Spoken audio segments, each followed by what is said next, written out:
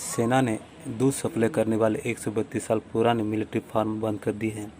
भारतीय सेना ने 132 साल पुराने 130 मिलिट्री फार्म बंद कर दिए हैं। 31 मार्च को इसे बंद करने की औपचारिक घोषणा हुई। साथ ही दिल्ली छावनी में इन फार्म्स को बंद करने को लेकर एक कार्यक्रम आयोजित किया गया। सेना ने अपने बयान में कहा, राष्ट्र की 132 साल तक शानदार सेवा करने के बाद इस संगठन को बंद किया जा रहा है। सबसे पहले जानते हैं कि क्यों लेना पड़ा सेना को ये फैसला। मिलिट्री फोर्स की स्थापना ब्रिटिश काल में ही शुरू हो गई थी। पहला मिलिट्री फार्म इलाहाबाद में 1 फरवरी को 1889 को खोला गया था।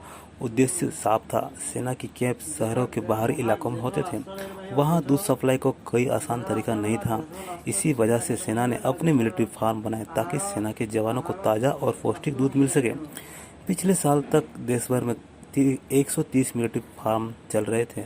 लेह और कारगिल जैसे दुर्गम इलाकों में भी मिलिट्री फार्म काम करते रहे, पर पिछले कुछ वर्षों में बड़े बदलाव हुए हैं। खासकर मिलिट्री कैंप और शहरों के करीब आ गए हैं। दूध की सप्लाई पर भी अब चिंता करने की ज़रूरत नहीं रही, क्योंकि सेना को होने वाले सप्लाई में मिलिट्री फार्म की हैसियत सिर्फ 14% ही रह गई थी।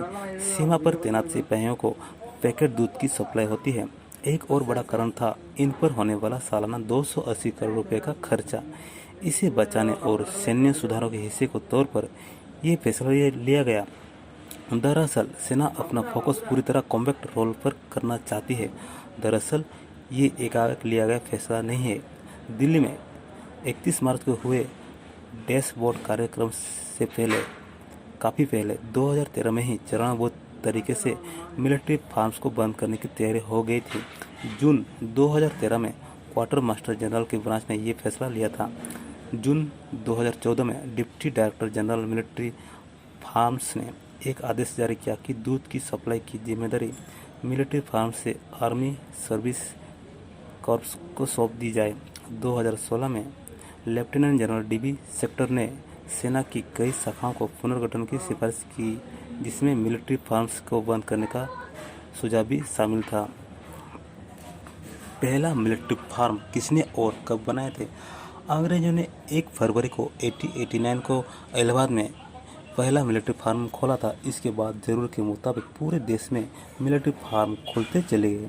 दिल्ली, जबलपुर, रानीखेत, जम्मू, श्रीनगर, लेह, कारगिल, झांसी, गुवाहाटी, सिकंदराबाद, लखनऊ, मेरठ, कानपुर, महू, दीमापुर, पठानकोट, ग्वालियर, जोरहाट, पानगढ़ सहित कुल 130 जगहों पर इस तरह के मिलिट्री फार्म्स खोले गए।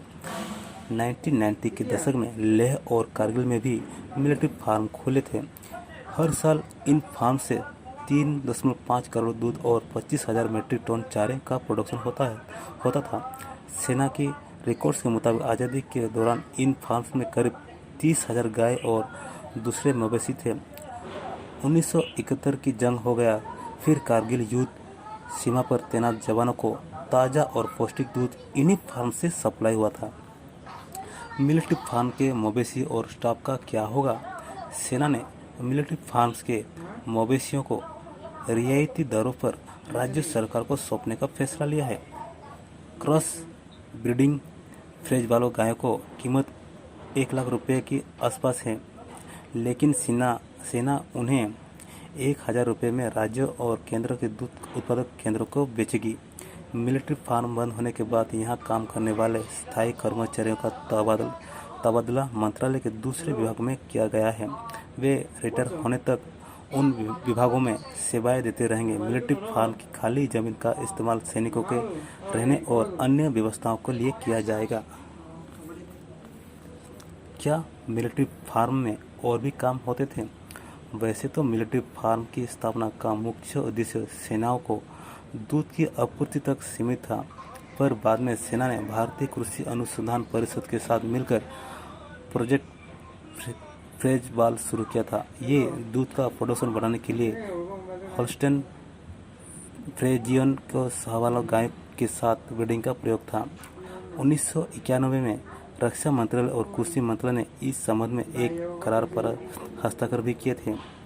इस प्रोजेक्ट का उद्देश्य एक ऐसी ब्रीड बनाना था जो 4% बटरफैट के साथ 300 दिन तक 4,000 किलो का उत्पादन करें। इस प्रोजेक्ट को दुनिया के सबसे बड़े कैटल क्रॉस ब्रीडिंग प्रोग्राम में से एक माना जाता है। इन फार्म्स ने बाद में defence research and development organisation के साथ मिलकर बायोफ्यूल की प्रोडक्शन पर भी काम किया।